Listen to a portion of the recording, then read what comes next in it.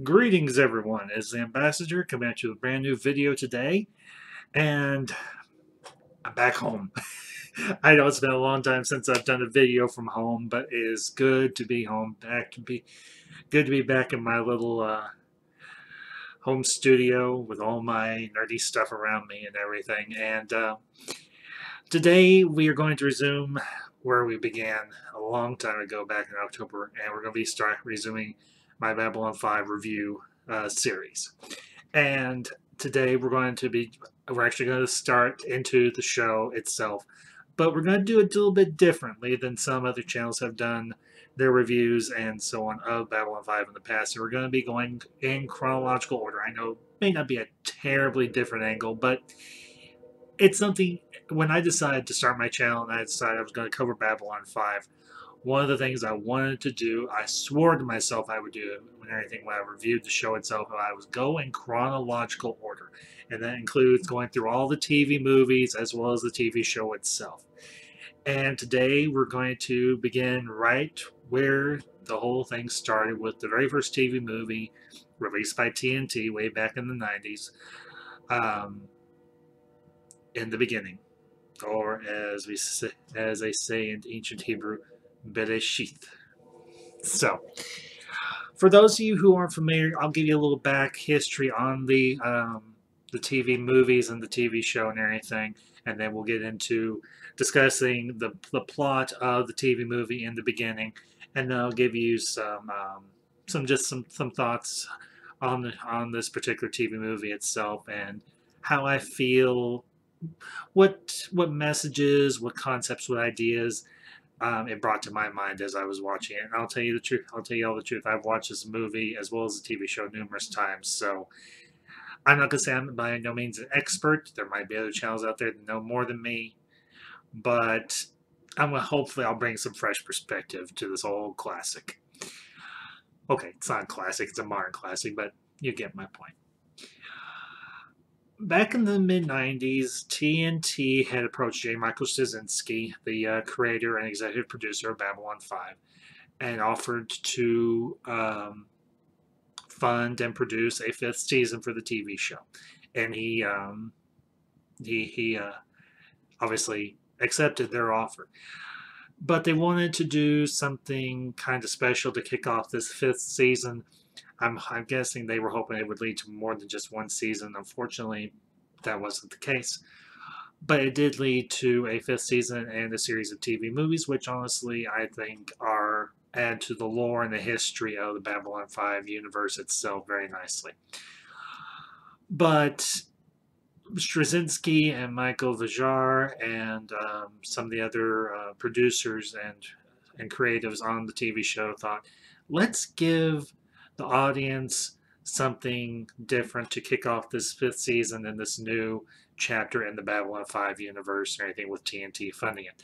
And they decided to do a TV movie, but they decided to do a prequel and go back and tell one of the great stories that had been alluded to in the first 4 seasons of the Babylon 5 series, and that was, in fact, the Earth-Minbari War, which I've discussed bits and pieces of and everything when I was doing my character discussion videos and everything previously. And what we get with in the beginning is the story of the Earth-Minbari War, told I think very well, very expertly, very succinctly, but giving it a grandiose feel, making it feel large and sweeping like any good war movie would be, and especially any good science fiction war movie would. And the interesting thing that we have within the beginning is they tell this not in a particular linear style. They tell this through a flashback, but it's a flashback with a very unique perspective, because what we have in the beginning, we have the perspective of Londo Mollari. And he, at this point and everything in his life, when we enter in the beginning, he has been Emperor of the Centauri Republic for several years now. And you have this opening scene of, it's a zoom in on Centauri Prime, and they zoom down to the surface of the planet, and they zoom in on the Emperor's palace where Londo resides, obviously. and you have these two young children enter the throne room, and you have one of the handmaidens to the court or what have you, looking for these two young children, Luke and Lissa Durati. And you hear old Londo, old Emperor Londo, say, "Let me see them." And you have this very cute, very funny little exchange between Londo and the handmaiden and the two children. And one of the children actually asks Londo, "Are you really the emperor?" And he's like, "Do you see this?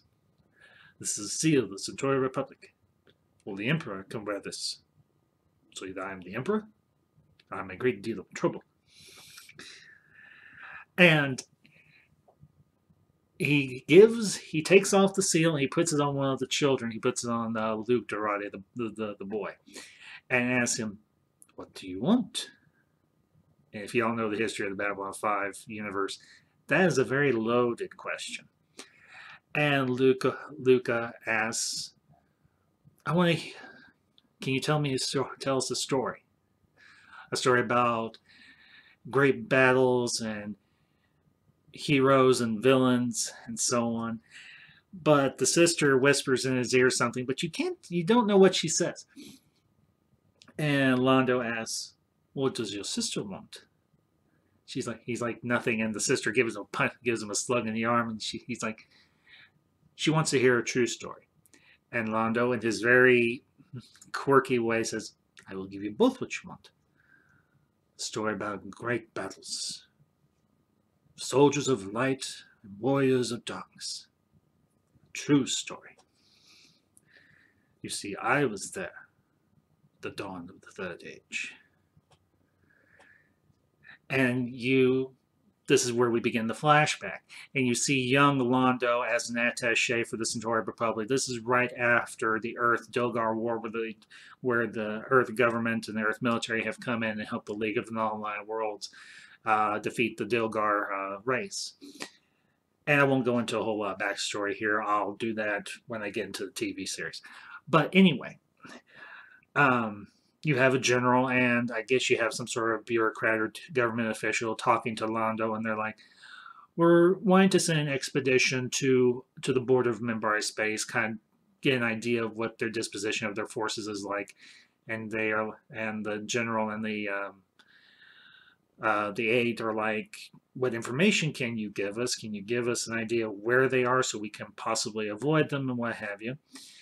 And there's a misunderstanding between the two humans and Londo, and unfortunately Londo becomes offended, and he's like, "I will give you what you want, but you have offended me, and I will give you no more than what you've asked." And what you end up happening is this Earth Force expedition goes off on their mission. And then you have another exchange, but this is on the Minbari side of things. And it's between a official, some within, like a representative of the Great Council and everything, which is the ruling body of the Minbari government, of the Minbari people. And this leader of another caste, or another group called the Anlashok, or as we will come to know them later, the Rangers, when we get into the TV show once again, has gone to the government, to the caste leaders, asking for more funding, for more people, for more resources.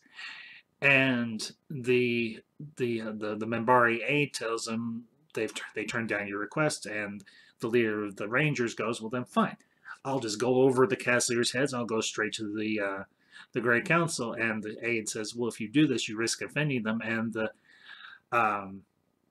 leader of the Rangers says, "Let them be offended," like telling them basically to screw off, which I thought was kind of gutsy and ballsy for a Minbari, truth be told.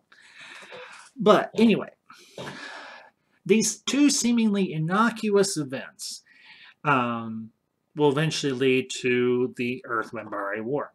Because what you have happen is the leader of the Anlashok, his name is the Rangers, Lenon, gets brought before the Great Council. And there's an exchange between Lenon and the Great Council, their leader, Ducat. And Lenon's trying to argue his case like, the Shadows are going to be coming back. We need funding for the Rangers. We need resources. And he's like, y'all are my best chance to get it. And certain members of the Great Council are against this, particularly the Warrior Caste. They don't want to get involved. They don't particularly care about the Rangers because they see them as kind of a joke, unfortunately. But what you have happen is Ducat asks a stand-in for one of the members of the Great Council, which is actually Delenn, her opinion. And they dismiss the council for the time being, and you have this exchange between Ducat and Delenn. And what the conclusion Ducat comes to is, fine, we're going to go to Zahadum ourselves and see if in fact the Shadows or their allies have returned. And what ends up happening is the Great Council and their ships decide to go traveling on a different route than they normally would, which unfortunately brings them into contact with the expeditionary force from Earth Force. And unfortunately, the leader or the commander of one of the ships in the Earth Expeditionary Force is kind of a hothead. He doesn't handle first contact encounters all that well. And you have a scene previous to this, everything involving the one general and John Sheridan. And this is John early in his career. He's still a commander and everything on another Earth Force ship. But the general offers him an opportunity to get a bump in promotion or anything by taking this mission. But John's like, I have a loyalty to my current commander. I respect him. And he's like, I don't want to be put in a position where I may have to buck the superior officer. And anyway, what ends up happening is there's miscommunication, to put it mildly, between Earth Force and the Minbari, because a tradition of the Minbari people is that they are approaching unknown ships or ships that they're familiar with. They approach with their gun ports open to show that they approach open-handed, but they don't have their weapons armed, more often than not in this case. And this is in fact the case. And unfortunately, the Earth Force commander, like I said, he's a hothead and he doesn't handle first contact situations all that well. And he orders the Earth Force ships to open fire. And in the exchange, Ducat gets killed. And you have the Great Council convene an emergency session deciding what they should do. Delenn is distraught because Ducat was her mentor, was her and obviously was the leader of the High Council. He was one of their most respected leader within the Minbari society. And basically the Minbari go mad with rage. And they follow the Earth Force ships back to their base. They destroy the ships. They destroy the base. They kill everybody. And pretty much this is in their way, is a formal declaration of war against Earth Force. What you have happened throughout the rest of the TV movie is basically several events, major events that take place during the war. And you have Claudia Christian, Susan Obama's character pop up. You have Stephen Franklin characters pop up. The only character you don't have pop up is Jerry Doyle, who played Garibaldi, pop up. But you have Shakar make an appearance, a couple appearances, as a matter of fact, throughout the movie. And one major event I'll make of note here is one that involves John Sheridan, and it's an ambush by the Minbari on a task force that Sheridan is second in command of one of the ships on. And this is where he gets his moniker from the Minbari, Star Killer. And basically what happened, one of the Minbari's best ships, the Dark Star, ambushes the task force that Sheridan is second in command of. Well, he's in second command of one of the lead ships. And the commander, unfortunately, gets killed during in the initial attack. What Sheridan ends up doing, and I don't think I'm really spoiling anything here. If y'all are familiar with Babylon 5, you may know this. If you don't, I'm not spoiling anything major, honestly. But Sheridan takes a bunch of tacular nuclear devices and plants them on a bunch of asteroids, and then has the communications officer send out a distress signal to lure that ship in. It works. And what ends up happening is Sheridan uses those nukes, sets them off and everything, and destroys the Black Star. And this is the one major victory the Earth Force gets throughout essentially the entire war. Another event that happens shortly after this is that through back-channel communications, the Minbari realize they want to try and make peace with the humans, because Delenn has actually been contacted by the Vorlons, by Kosh and Yulkesh. And the Kosh and Yulkesh divulged to Delenn and anything that the humans will be very instrumental, will be very important in the next war with the Shadows. So she sends Lenon to try and make contact with Earth Force, with the Earth Force government. Shakar goes along as a translator and to verify that it is in fact a Minbari that is there with them. And you have Sheridan and Stephen Franklin, the doctor and everything from the TV show, obviously. Go on this mission along with Shakar to try and broker this or open negotiations for some sort of peace accord or peace treaty or whatever with the Minbari. But what ends up happening is that Londo gets wind of this, and he sends a Centauri battlecruiser in, destroys the ship that Sheridan and Franklin and Shakar are all brought in. They're brought in on an armed battlecruiser. Lenon comes in on a Minbari flyer, and they land, and they all meet at this neutral planet and everything. It's an outpost and everything. It's off somewhere and everything, not of terrible importance, but it's neutral. Everybody agrees to meet here. But unfortunately, what ends up happening is the non-cruiser gets destroyed by the Centauri ship, and then the Centauri ship opens fire on the surface of the planet, damages the bunker where Lenon and Sheridan and Franklin and Jakar are all at, and unfortunately Lenon gets killed. The Minbari come, they recover Lenon's body, they bring the other three on board, but Lenon tells Sheridan this phrase to say and everything to try and save their lives. And Delenn is actually on the ship and everything that comes to recover Lenon's body. And you have this exchange between Sheridan and Delenn, but Sheridan doesn't realize, obviously, that it is Delenn. They haven't met yet. But he keeps saying, "I know what is in Dukat's sacred place." And some of the Minbari guards are punching him. And Delenn calls him off and says, "What is in Dukat's sacred place?" And Sheridan utters this phrase, "Insel Za." And Franklin asks Jakar, "What does Insel Za mean?" And he says, "The future." Which I honestly think is kind of a neat thing. Because it harkens to the future, because the Vorlons are there and they are part of the future events that are going to take place. But anyway, jumping ahead, because I don't want to spend a whole lot of time on the TV movie. I'm giving you all the abbreviated version because this movie is roughly an hour and a half long. And it's a good movie, don't misunderstand me and everything, but I don't want to spend the entire video discussing the whole backstory. But anyways, what you have happen, you have the last major event of the Earth-Minbari War, and that's the Battle of the Line, where Sinclair is brought on board and examined and interrogated by the Minbari, by the Great Council specifically, and they use that device that I mentioned before in my Who is Valen video I did way back when, it seems like.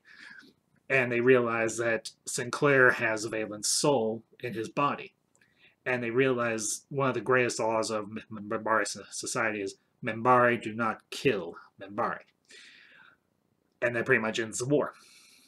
So you have an epilogue or anything with Londo and the children and the young woman, and the young girl and everything. Lissa Durati asks, "Do they live happily ever after?" Because they learn of who Sheridan and Delenn and all of them are, and she asks, "Do they live happily ever after?"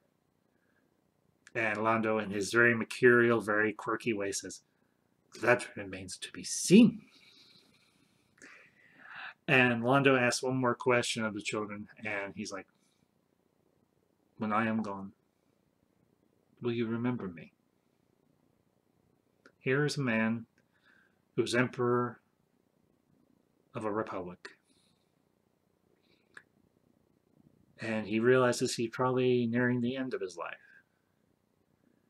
He has two children who may never encounter him ever again. Will you remember me? Will you remember this story? And the young man says, "All my life, Majesty."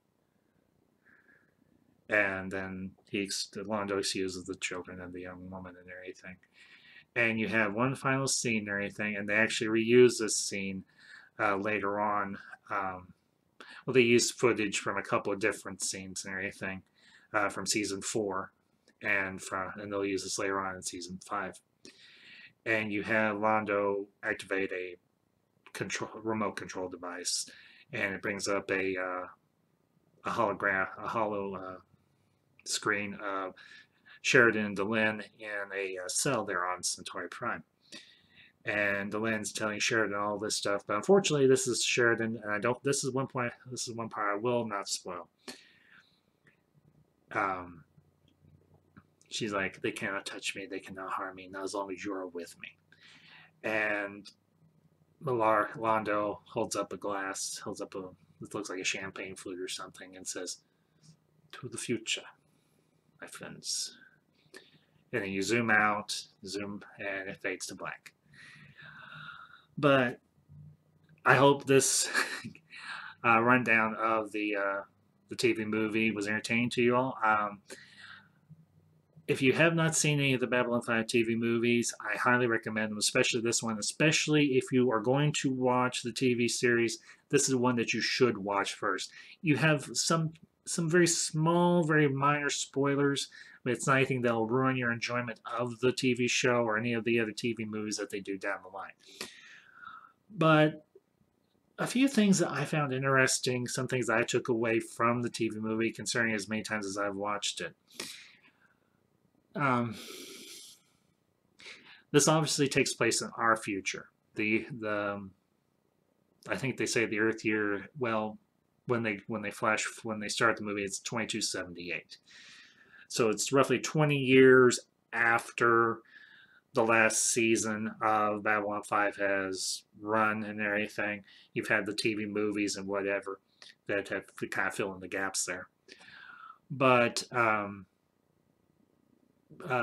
think Londo says it takes place roughly 30 years. The events that he talks about take place roughly 30 years prior. But the thing that I find interesting is, even as far as we have advanced, as the show shows, we have advanced as a society, as a species, we still fall prey to some of our lesser traits. One of them being pride, arrogance, well, in a roundabout sort of way, stupidity.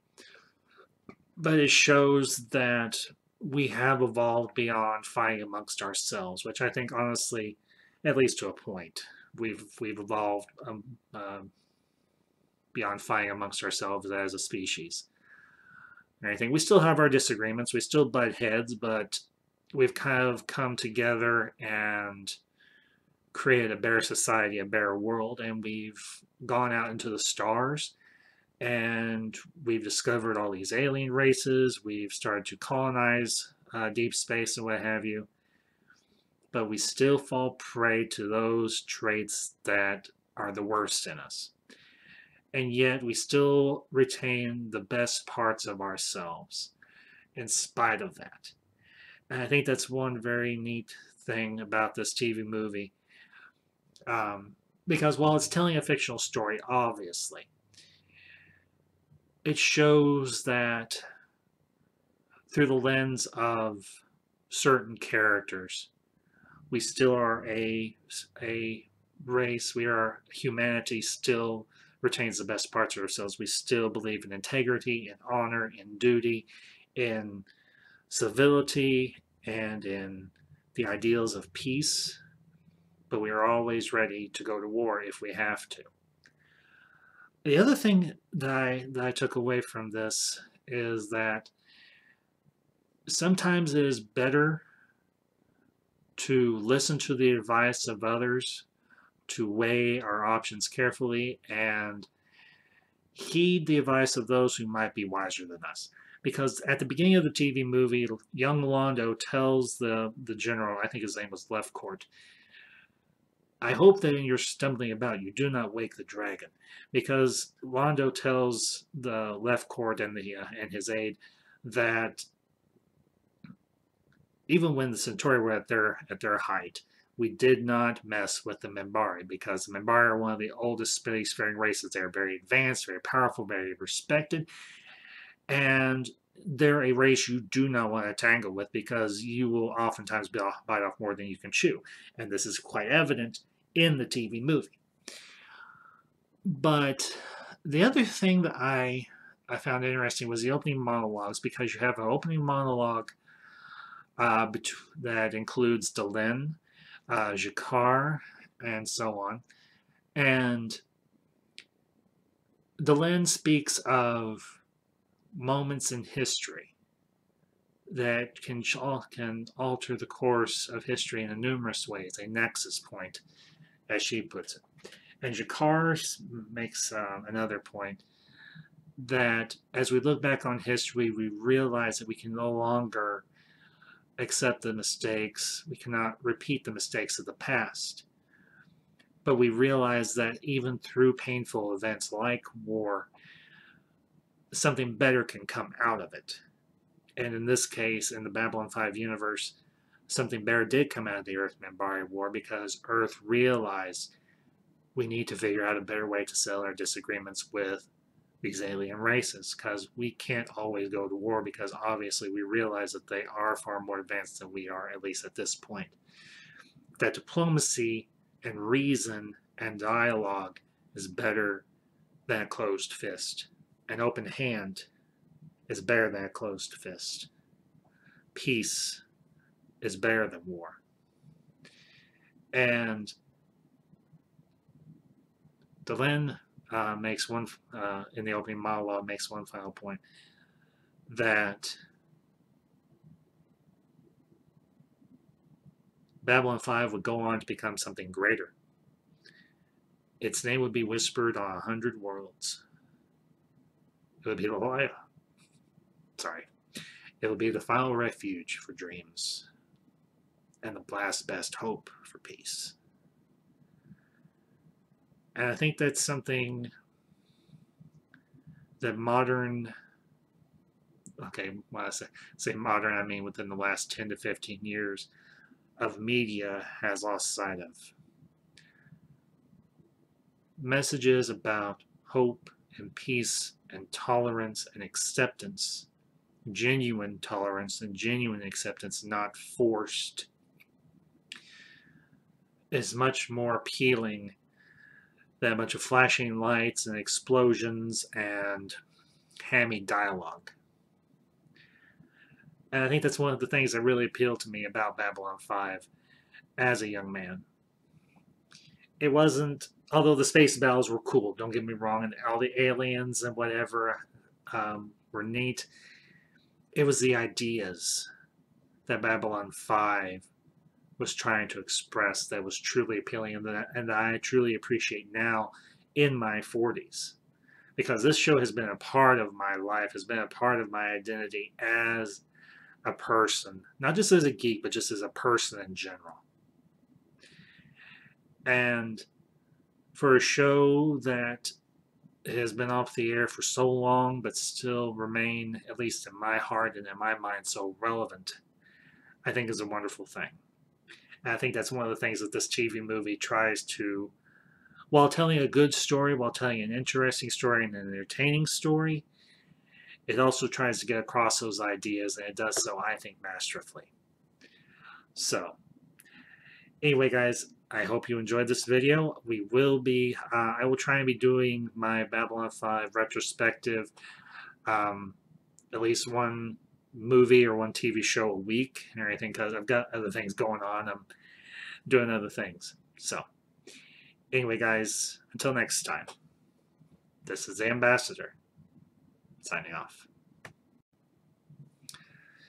Hey, everybody. I hope you enjoyed this video and hope I brought something interesting and positive to your day. And I just wanted to take a minute and say if you want to contact me directly, you can do so. I am on Twitter. I can be reached at my Twitter handle, Rogue5778. And if you like this video, make sure you hit that like button. Share this with your friends and everything, particularly if it's of a topic that you think they might find interesting, or even if you just think it's a good video in general. And obviously, if you like this video and you like what I'm doing here on my channel, make sure and hit that subscribe button. So, that all being said, folks, I hope you all have a wonderful day. Until next time, this is the Ambassador, signing off.